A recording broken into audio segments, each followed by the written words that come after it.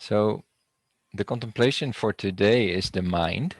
And the mind is a very interesting thing because, especially in Western culture, um, the mind, which is connected to the brain, is made a bit like is made the superior organ. So the heart area, the heart is mostly related to emotions, and the brain is related to, well, it comes back in this I think therefore I am mentality.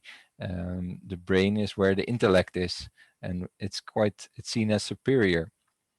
And what the result of this is that we fill the brain, we fill the mind with a lot of knowledge, and we train our mind um, in a sense that we develop the mind, we develop the ego and our personality. Um, but there is little emphasis or awareness on training the mind in a sense of learning to witness the mind. I see there's someone else joining. Reinier, welcome. So there's little emphasis on witnessing the mind or learning how to deal with thoughts. The emphasis is mainly on acquiring more knowledge. And if we look into the Eastern traditions, there's a different approach. So they say the heart, there's still the chest area is related to emotions, but they say that the heart or the heart center, which is in the middle of the chest, slightly to the right, is actually where the feeling of I, where life resides from. So the heart actually has the main importance, and they say that from there, the personality arises and connects with the mind. This feeling of I connects with the mind and thoughts. And in Hinduism, they have a nice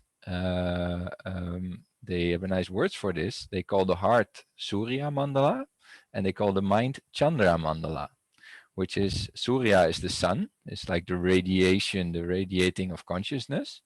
And Chandra Mandala is the circle of the moon, which is basically reflecting and is referring to the mind, where the moon is reflecting the consciousness of the heart.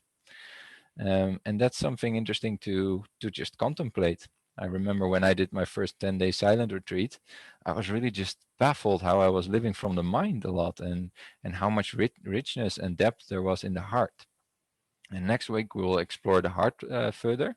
But for now, it's good to know and to become aware, after we've discussed in the last weeks what meditation is and what the role of awareness is, also what the role of the mind is. So the mind is a very powerful tool. Actually, it's really useful. It can help us to manifest so many things in life. So it's also not something what you see a lot in meditation is the struggle of the mind, or I need to get rid of the mind or the ego. It's not that. It's just realizing what it is. It's a beautiful tool, but it should not be the other way around. And what I mean by that is the moment that you actually the tool takes over and becomes the master in a way. So when the mind starts to take over, and you are not able, for instance, to sit 5 minutes in silence anymore, then the tool has become more important than the one controlling the tool. So that's what we're going to practice today. We're going to practice the technique from Tibetan Buddhism called capturing the uncaught mind. And even though it's from Tibetan Buddhism, it's not it's not a religious thing.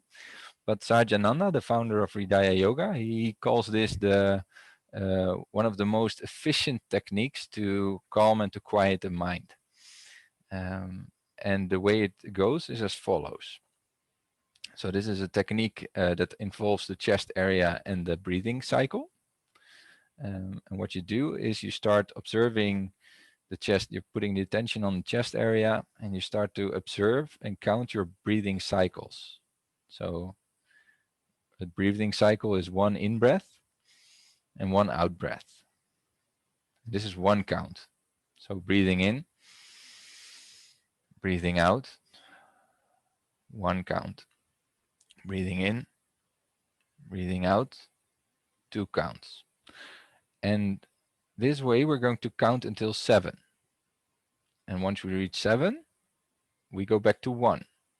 and then we go from 1 to 14. And then we do this in multiples of 7. So you start at 1 to 7, then you go from 1 to 14, then you go from 1 to 21, and from 1 to 28, and so forth and so forth, if you get that far already in the first try. And the special thing about it is that when we count the breathing cycles, in the moment we get distracted, hi Rainier, nice to see you. The moment we get distracted, we lose the count, so we don't know if it's 1 or 2 or 3 or 12 where we need to be. Then we start again at 1. Or when we don't know if we needed to count until 7, or we needed to count until 14, or we needed to count until 21, we start again at 1. And this way we train the mind. So we breathe 1, 2 until 7, and then when I feel like my thoughts are taking me and are grabbing my attention, then I just come back to the initial cycle from 1 till 7. And what this does is that it brings a lot of awareness to your thought process, because you will see that when you catch yourself drifting away, like it seems like it's such an easy thing to count from 1 to 7 or from 1 to 14. But you'll notice that thoughts or emotions or physical sensations may appear which distract you from the counting. And the trick in this is to catch yourself then, and to just have the determination to start at 1 again. So that is what we will be practicing, and it's not a competition of reaching high numbers. It's purely a tool to become more aware of the mind, of where our thoughts are, on why am I feeling agitated, on and on the level of our awareness. Because it's really easy to see this practice. I was able to count until 21 or till 28. And the next day I feel very agitated and I'm only able to count till 7. So it gives an immediate feedback on the state of our being. And then you can also become aware of why this is. So it's a very useful tool to quiet the mind. And like I mentioned, it's not meant as a competition, or it's not meant to reach high numbers. So the breathing should be really natural and just flowing. We breathe through the nose. If the nose is clogged, then you can breathe through the mouth as well. But it's just about having a relaxation in the body and in the breath, and training the awareness. The second phase of this technique is called stabilizing the captured mind. And it's at a certain point when you've done this long enough, you'll notice that the mind is quiet. So you're counting, there's not so much disturbance. And at this point, the technique is just a means to an end. And the means is to quiet the mind. So then in capturing or in stabilizing the captured mind is at a certain point when you realize your mind is very relaxed and is still, then we stop the counting. And we just stay with the attention in the chest area and just witness what is there. And when a thought comes, you can just see it come and appear without disappear without reacting. And this is the second phase of the technique. So today during the guided meditation, we will practice both of these. Before we start, do any of you have any questions about the technique? Great. Just a gentle reminder that a really important part of this this technique is our own resolve. Sajjananda always says that the meditation is our responsibility, because it's really easy to drift off in a thought, and maybe it's a really nice thought, or it's something that's just feeling quite pleasant, and then there's not a necessity to go back to the counting.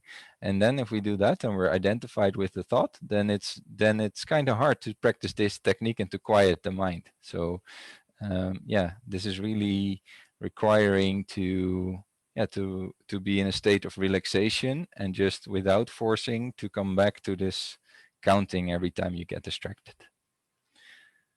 Great. So I'll stop the recording for now.